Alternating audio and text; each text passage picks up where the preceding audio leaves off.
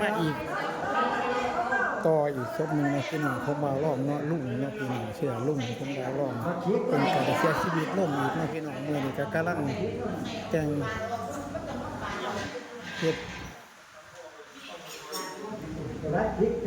อาบน้ำอาบในแล้วก็สิเข้าบ้านเข้าเรือนเนาะพี่น้องเนาะแต่งรอยเพิ่นแล้วเนาะก็สิได้เข้าบ้านเข้าเรือนเนาะพี่เอาเสียชีวิตลงมื้อนี้เนาะพี่น้องจะนำศพมา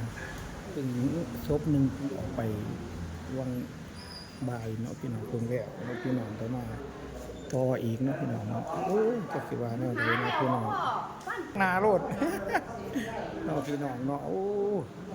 จักสิว่าแนวใดเนาะเรื่องเก็บปีนเก็บตายเรื่องเป็นเรื่องตายกันบ่ใช้หลีกเลี่ยงบ่ได้เนาะพี่น้องโอ้ยต่อเนื่องกันเขาเลยเนาะพี่น้องเนาะพี่น้องเด้อลูกหลานคันเห็นแล้วคันอยากมาร่วมงานไปให้จอมเนาะมื้อนี้น่าจะขึ้นแรกเนาะพี่น้องเพิ่งรับศพมาก็สิเอาไปบ้านไปเฮือนเนาะพี่น้องนะขึ้นแรกกำลังเตรียมกลางเต็นท์กลางหยังเนาะพี่น้องโอ้จักสิว่าแนวใดเนาะพี่น้องฝนกระตกบ้านนี้ตัวแนวเป็นตาญาติเนาะพี่น้องบ่ทันได้แล้วจักทั้งคุณกับบ่ทันได้แล้ว